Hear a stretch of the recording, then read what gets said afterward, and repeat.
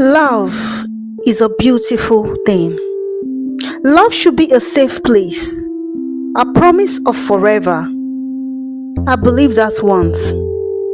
Love is a beautiful thing, especially when it comes from the right person.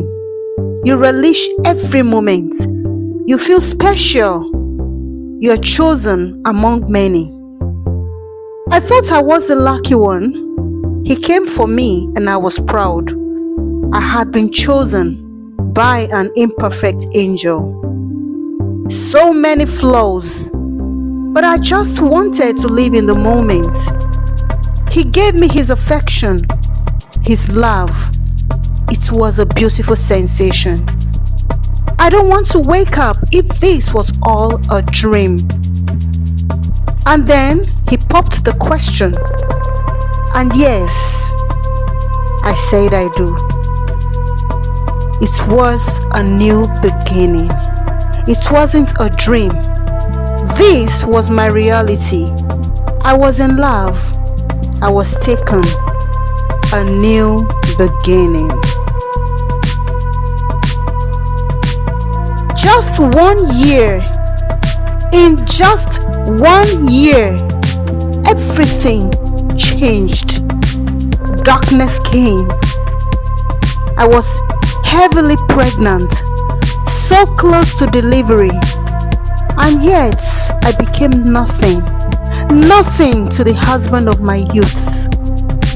He brought other women into our lives, parading them around like I don't exist. He wasn't there for me during pregnancy, not during delivery, not once to see our baby grow. He stopped caring. He stopped loving. Where did I go wrong?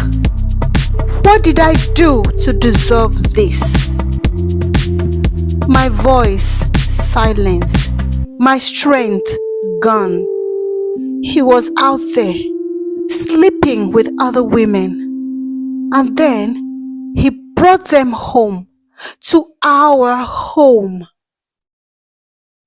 I thought that was the worst pain until I found out he was actually having an affair with my best friend, Lucy. Lucy, you betrayed our friendship. You were the closest being to me. You were even my chief bridesmaid. I hid nothing from you. Oh, David, my husband, you betrayed our love. You betrayed our years together. You betrayed my time. You betrayed my trust. I couldn't move on. I thought of ending it all. But who would care for my child? I thought of leaving, but where would I go?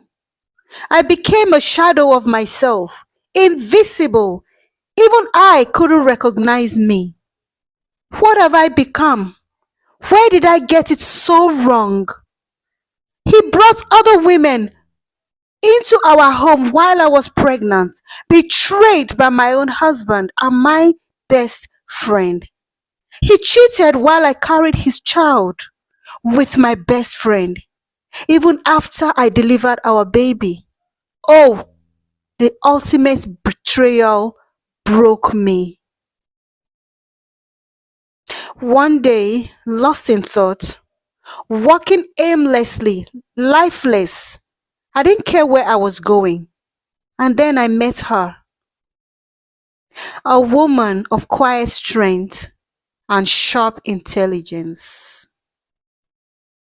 She watched me closely, not with judgment, no, but with concern and understanding. She offered me a ride. I didn't even bother to ask where. I just got into a stranger's vehicle. We pulled up to a place I had never heard of, Nkem's Chambers. Where is this place? I wondered. Then I realized She was a counselor. I didn't hold back. I told her everything. She let me cry. She let me speak without shame. For the first time in a long time, I cleared my mind. I cleared my head talking to a professional. Hmm,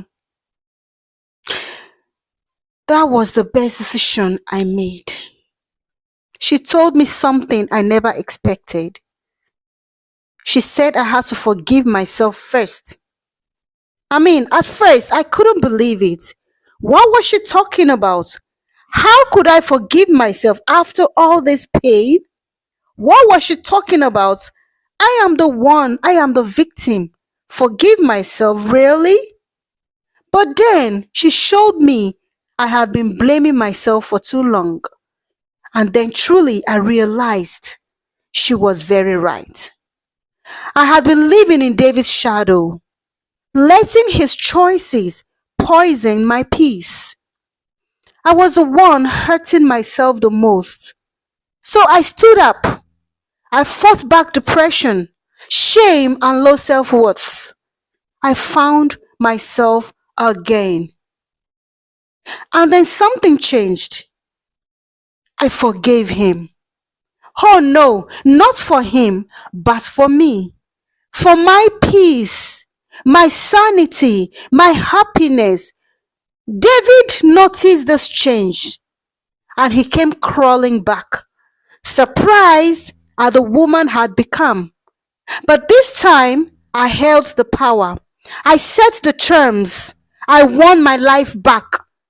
But most importantly, I got back my home.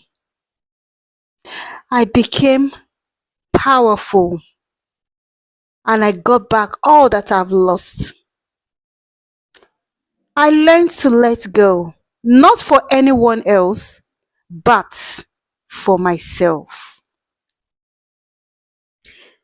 If this story touched you or gave you something to think about, please give it a thumbs up. Share your thoughts in the comments and don't forget to subscribe.